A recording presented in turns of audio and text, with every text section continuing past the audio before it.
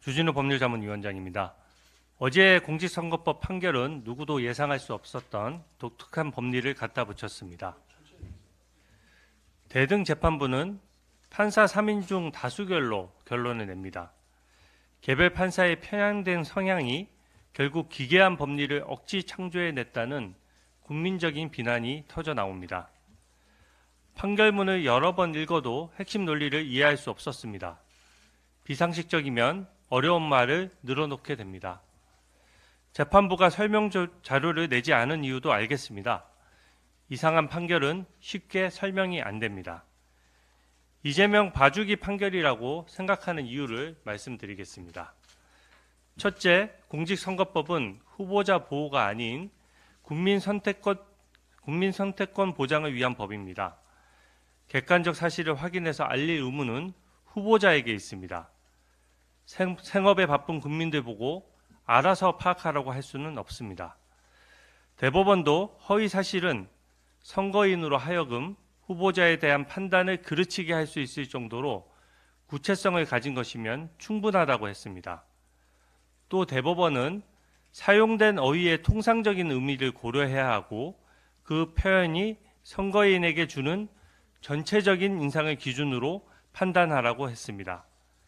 사진 확대와 조작을 엄격히 구분해서 써야 하는 이유입니다. 이재명이 김문기 씨가 하급 직원이라 시장 재직 시에 몰랐고 사진은 조작됐다는 인터뷰를 했을 때와 국토부의 협박 발언을 했을 때의 댓글을 한번 찾아봐 주십시오. 제가 댓글을 한번 읽어보겠습니다. 같이 사진 찍히면 아는 사이냐? 모르는 사람을 안다라고 해야 직성이 풀리냐? 난 믿는다 당당함을. 성남시에서 안 된다고 하는데 3번이나 보낸 이유가 뭐냐? 이게 협박이다. 상위 기관에서 오는 공문을 무시했다가는 감사가 뜬다. 이재명의 발뺌 거짓말에 속은 이루 수많은 댓글이 달렸습니다. 2심 재판부가 복잡하게 판결문을 써봤자 수만 개의 일반 국민들의 댓글들을 다 감출 수는 없습니다. 선거인을 기준으로 해야 하고 전체적인 인상으로 속은 사람이 있다면 허위사실 유포로 처벌되는 것이 우리 선거제도의 기본 원칙입니다. 이 원칙은 국민의힘 의원들도 규율 받습니다. 국민과 민주주의를 위한 규칙이기 때문에 지켜야 합니다. 둘째, 골프 사진을 확대했을 뿐인데 조작이라고 판단한 것은 국민들을 우습게 하는 말장난입니다. 해당 사진을 제시한 것은 모자 부분을 확대해서 골프 볼 마커를 부각하기 위함입니다. 사진의 앵글을 보더라도 화질이나 볼 마크 표시에 빨간 동그라미 친 부분을 보면 국민 누구나 확대된 사진임을 알 수 있었습니다. 애초에 조작 논란이 있을 수 없는 사진입니다. 해당 사진이 제시된 것은 해외 출장 중에 골프까지 쳐서 김문기 씨를 모를 수 없다는 제보를 뒷받침하기 위한 것입니다. 그 사진을 보고 이재명이 조작됐다라고 말을 하면 국민들은 골프는 안 쳤구나 라는 인상을 받게 됩니다. 상당수 국민이 골프 치지 않았다고 인식하는 것입니다. 이재명이 김문기 씨와 함께 골프는 쳤는데 그 사진은 조작됐다 이런 말을 했다면 그 자체로 모순입니다. 누구나 그런 말을 할 리가 없죠. 그렇기 때문에 사진이 조작됐다는 표현을 하면 바로 그 순간 골프를 안 쳤는데 조작된 사진으로 공격하는구나 라는 오해를 하게 되는 것입니다.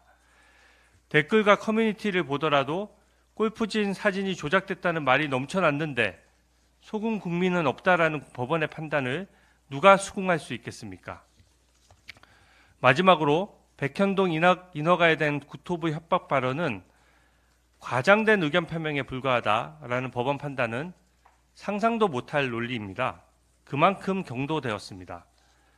발언의 전후 맥락을 한번 보십시오.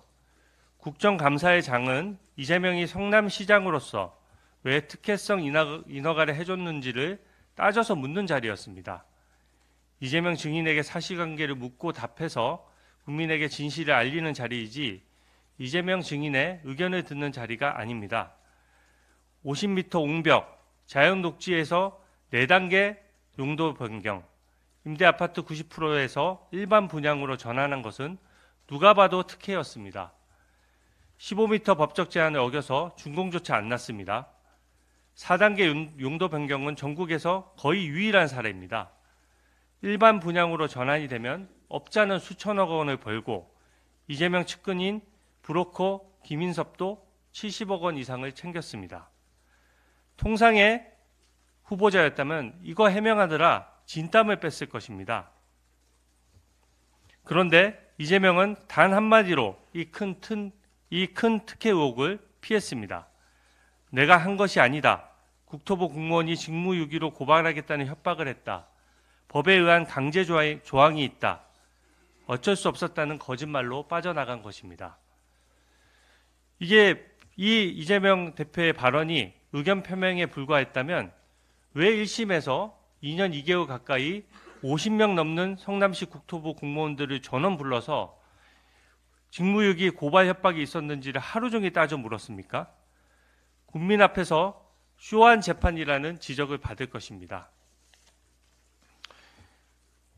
윤도한 전 한나라당 의원은 건설교통부에서 울산 언양 고속도로 통행료 폐지를 약속받았다라는 이 말 한마디로 당선 무효형을 선고받았습니다. 국토부 공무원으로부터 협박을 받았다는 말이나 약속을 받았다는 말이나 뭐가 다릅니까? 이재명 대표가 권력자라서 특별 대우해 주는 것입니까? 이재명 측은 협박한 공무원을 찾겠다며 증인 신청을 몇십 명이나 했었습니다. 이게 사실에 대한 발언이지 단순한 의견 표명이라고 할 수 있습니까? 이재명 대표는 무죄를 선고받았기 때문에 상고권이 없습니다. 상고장 제출기한 7일, 또 상고 이유서 제출기한 20일, 마지막 날에 서류를 내가면서 재판을 지연하는 것이 더 이상 불가능해졌습니다. 검찰이 즉시 서류를 내면 27일 가까이 대법원의 시간을 앞당길 수 있는 것입니다. 위중교사 사건은 아시다시피 영장 전담 판사와 1심 판사의 판단이 엇갈렸습니다. 또 공직선거법 사건도 1심 판사와 2심 판사가 동일한 증거를 채택하고도 법리만 바뀌었습니다. 법리를 바로잡는 데는 시간이 많이 걸리지 않습니다. 2심은 엉터리 판결입니다. 대법원은 이 사건처럼 증거가 충분할 때는 파기 재판도 할 수 있습니다. 조속한 판단을 강력히 요청합니다. 이상입니다.